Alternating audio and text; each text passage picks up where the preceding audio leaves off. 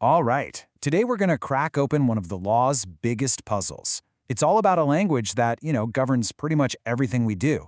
But it's written in a kind of code, a code that doesn't always mean what you think it means. I mean, think about it, right? A law gets passed. It's printed in black and white, seems straightforward enough, but the second it gets into a courtroom, bam! Those simple words can turn into an all-out battleground. So who gets to decide what it really means? Who's the final referee here? So to get our heads around this, let's follow a brand new judge. We'll call her Judge Anya. Now, her very first case, it's not some big dramatic trial with surprise witnesses. Nope. It all comes down to the meaning of a single sentence in a law. The entire outcome, justice itself, is hanging in the balance. And look, this isn't just some made-up story problem. This is what judges deal with every single day. So let's see how she tackles it, step by step. All right, Section 1. A law needs a decoder. And this is the first big question Judge Anya has to ask herself. Why does a law, which is supposed to be the clear, written instruction from our lawmakers, even need a decoder? I mean, why can't we just read it? Well, the problem she's up against really boils down to four big issues. First off, language is just imperfect. Words can mean different things to different people. Second, the world doesn't stand still, right? A law written 50 years ago suddenly has to deal with the internet or AI, stuff its writers never could have imagined. Third, lawmakers aren't psychic. They can't possibly think of every single situation, so there are always going to be gaps. And finally, get this, sometimes one part of a law seems to say the exact opposite of another part. It's a real mess, and it's all just landed on Judge Anya's desk. Okay, the three golden rules. Let's call them the interpreter's lenses. So to sort through this mess, Judge Anya goes back to basics. The legal world has come up with a toolkit for this exact problem. Think of them like different pairs of glasses, each one letting you see the law in a new way. And the first tool she reaches for are the three big, foundational rules of interpretation. Now, these three rules, they follow a really logical order. You always start with the most obvious one and only move on if it doesn't work. First up, you have the literal rule. It's exactly what it sounds like. Just read the words and take them at face value. But what if that leads to a totally bonkers result? Well, that's when you grab the golden rule to clean things up. And if you're still scratching your head, you use the mischief rule to play detective and figure out what problem the law was trying to fix in the first place. So back in Judge Anya's courtroom, one of the lawyers gets up. He's all about the literal rule. He points to this classic case, Fisher versus Bell. Here's the deal with that one. A law made it illegal to offer for sale a certain kind of knife. A shopkeeper put one in his window. So did he break the law?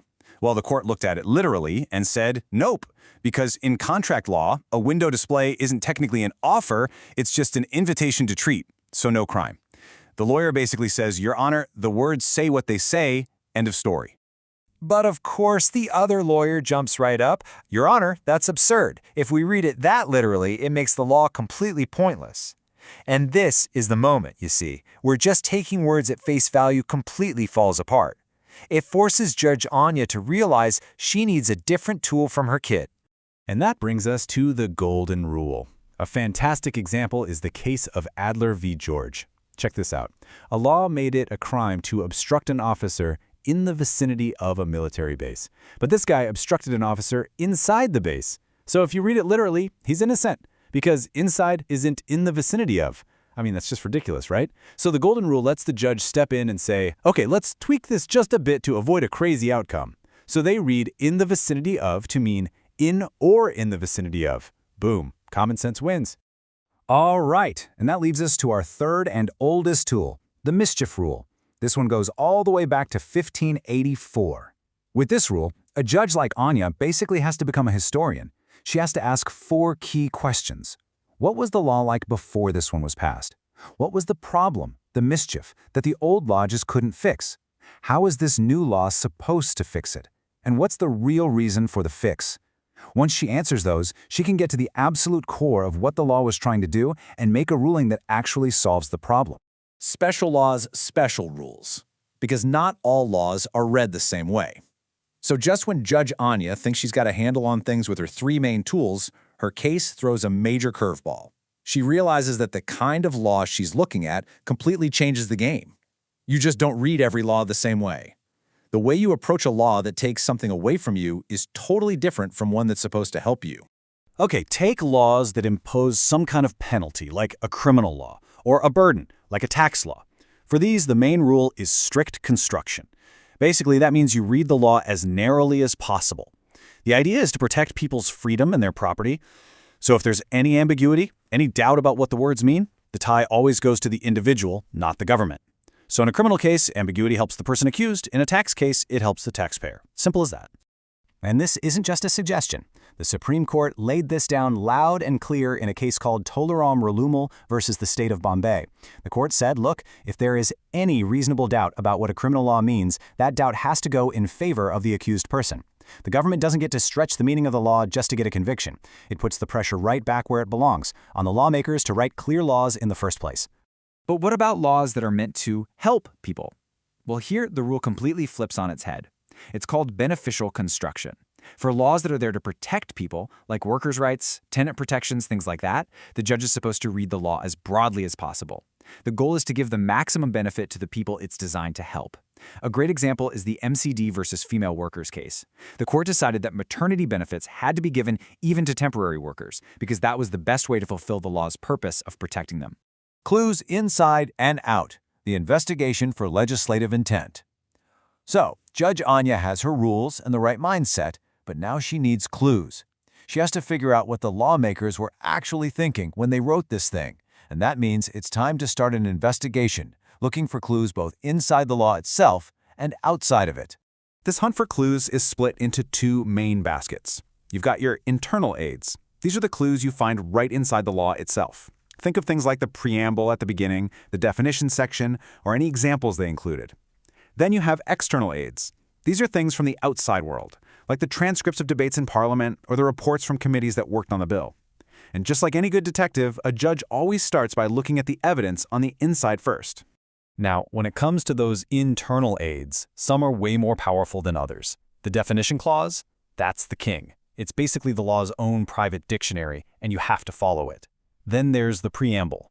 The Supreme Court once called it a key to the mind of the makers, which is a great way to put it because it spells out the whole point of the law. And finally, you have illustrations. These are little examples written right into the law, and they are pure gold. Why? Because they show you exactly how the lawmakers thought it would work. When laws get replaced, and here's the climax, a law vanishes. Okay, so now we get to the real nail-biter in Judge Anya's case. She's putting all the pieces together, and then she finds something that just stops her in her tracks. A law that is absolutely critical to her case has just been repealed. It's gone, wiped clean off the books. This creates a huge legal black hole. So what happens now? I mean, do all the rights people had under that old law just poof, disappear? Do all the court cases that were already going on, like the one in front of her, just grind to a halt?